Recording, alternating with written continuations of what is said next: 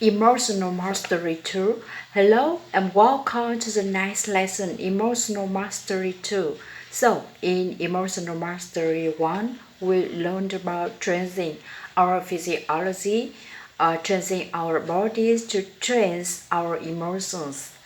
Remember, in that lesson, I said there are two ways to train your emotions. Number one is physiology. We talked about that. There is something else you can train. So you can be in a peak emotional state as you learn English. And that is the focus, your mental focus. What do you think about consistently? That word trains your emotion also. So, what do I mean by mental focus? How do you train your mental focus? What should you focus on? What should you not focus on? First, let's talk about the negative. What should you not focus on? Try to remember when you were in school in your English classes. What did you focus on when you were in school? What did you think about, worry about consistently, frequently? Well, probably test, right? That's what I always thought about. You probably was focus on the test a lot. I got to pass this test. I got to pass this test, and then grades.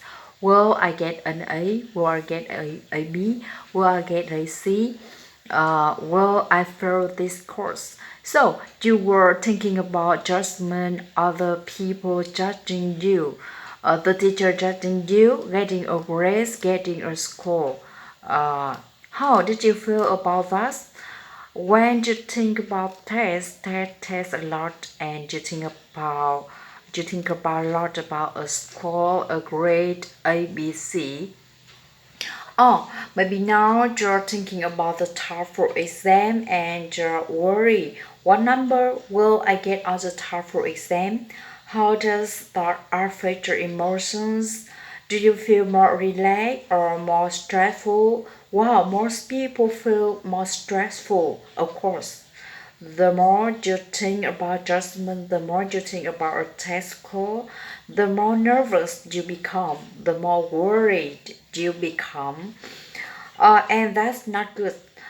You actually learn more slowly when you're worried. You learn more slowly when you're nervous, um, when you have anxiety.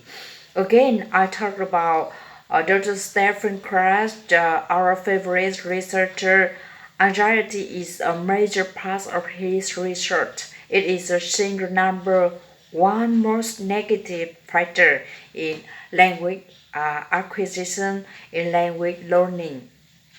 Anxiety means worry or stress, and there are many studies about this. They study different language learners, study different English learners, and they put them in a situation where they are more stressed or more worried. And they have others that are in more relaxed situation, and the relaxed students always learn better and faster. So let's say after 6 months, the relaxed students will have better grammar, better pronunciation, better listening and understanding, better writing skill, better everything.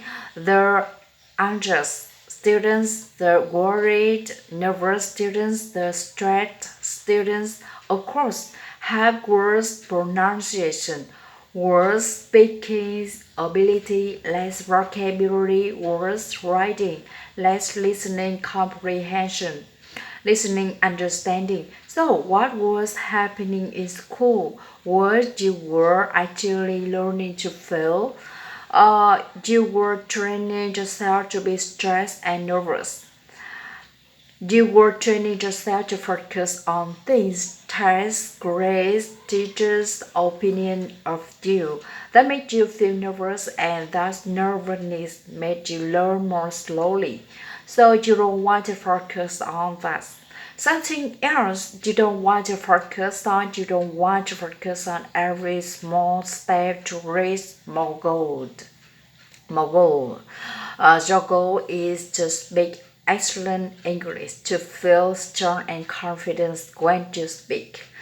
That's a great goal, but what happens if you focus on everything you must do to reach the goal?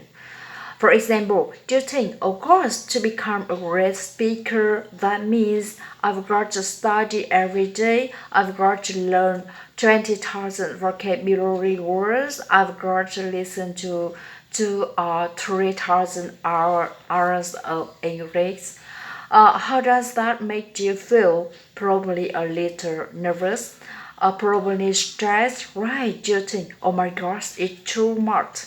So you want to focus on the little individual step because it's going to seem huge, it's going to seem too big, it's going to kill your moderation.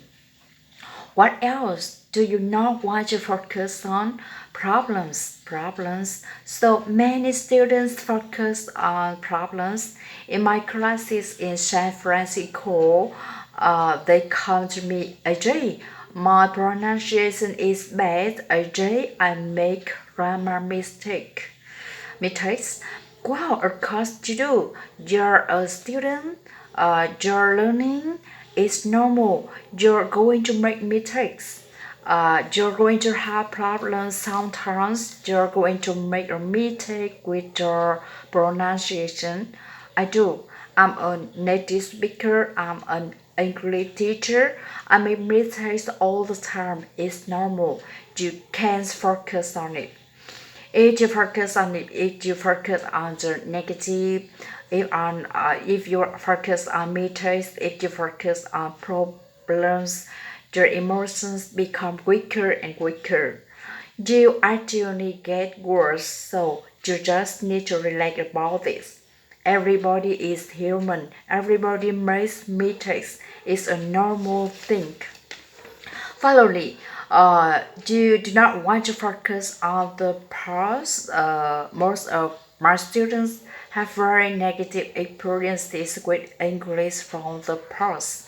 Most did not enjoy their English classes in school. When I asked about their past year with English, it was terrible. People tell me, students tell me, I'm not good at English. I was always bad in my English classes. I've studied for 6 years, 8 years, 10 years till I cannot speak well.